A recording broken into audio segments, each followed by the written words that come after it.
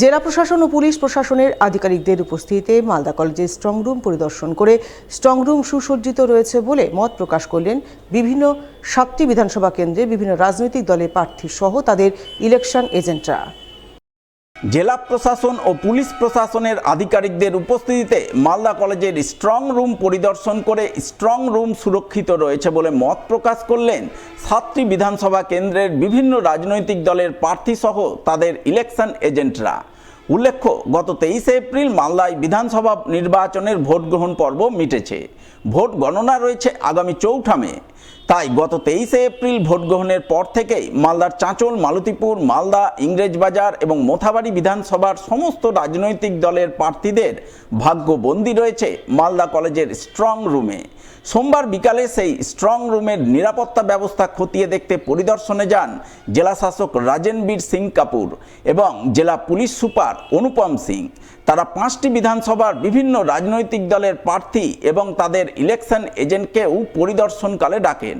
তাদের স্ট্রং রুমের নিরাপত্তা ব্যবস্থা ঘুরে দেখার পর বিভিন্ন রাজনৈতিক দলের প্রার্থী সহ তাদের ইলেকশন এজেন্টরা মালদা কলেজের স্ট্রং রুমের সুরক্ষা বলয় নিয়ে সন্তোষ প্রকাশ করেন এবং স্ট্রং রুম সুরক্ষিত রয়েছে বলে সকলেই এক বাক্যে স্বীকার করে নেন। মালদা কলেজে আজকে আমাদেরকে ডাকা হয়েছিল 5:30টার সময় যে স্ট্রং রুম ইন্সপেকশনের জন্য। যেহেতু সেদিন স্ট্রং রুমে আমরা তালা মেরেছিলাম, মারার পরে যেভাবে রাখা হয়েছিল সেটা অক্ষত আছে কিনা দেখার জন্য আমাদেরকে আজকে ডাকা হয়েছিল। ওখানে অবজারভেশনের জন্য গেছিলাম যে কী অবস্থায় আছে স্ট্রং রুমে যে তালা মারা হয়েছিল সেরকম ঠিক আছে কি, বা যেভাবে রাখা ছিল সেটা ঠিক আছে কি। তো ভেতর পর্যন্ত পৌঁছতে দেয়নি, একটু ডিস্টেন্স থেকে আমরা দেখলাম। সেখানে সিসিটিভি লাগানো আছে, সার্ভিলেন্স চলছে, ওভারঅল ঠিক আছে এখন পর্যন্ত। আমাদের ডিএম, এসপি সাহেব সবাই নিয়ে গেলেন আমাদের। এটা তো দেখে ঠিকই মনে হচ্ছে। আমরা যেখানে স্ট্রং রুম আছে, যেখানে তালাটা মারা হয়েছে, তার বাইরে থেকে আমরা সবাই মিলে দেখতে পাই।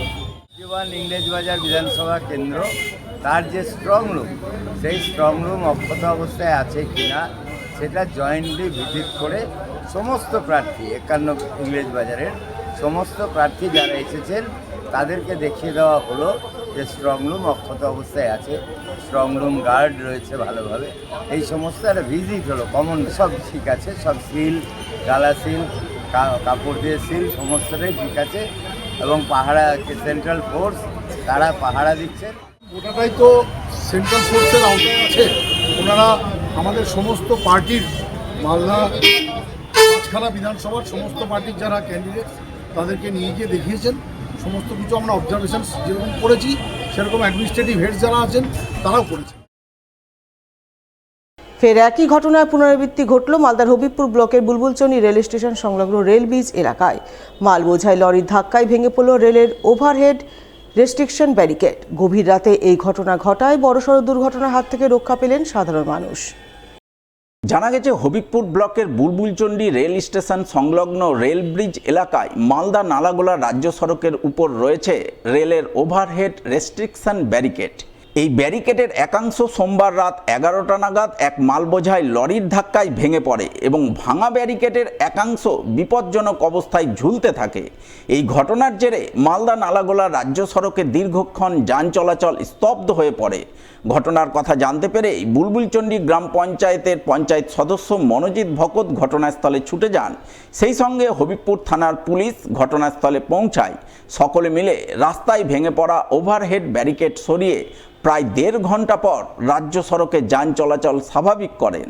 তবে বারবার একই ঘটনা ঘটে চলায় রেল প্রশাসনের বিরুদ্ধে উদাসীনতার অভিযোগ তুলে ক্ষোভ প্রকাশ করেন স্থানীয় গ্রাম পঞ্চায়েত সদস্য মনোজিৎ ভকত।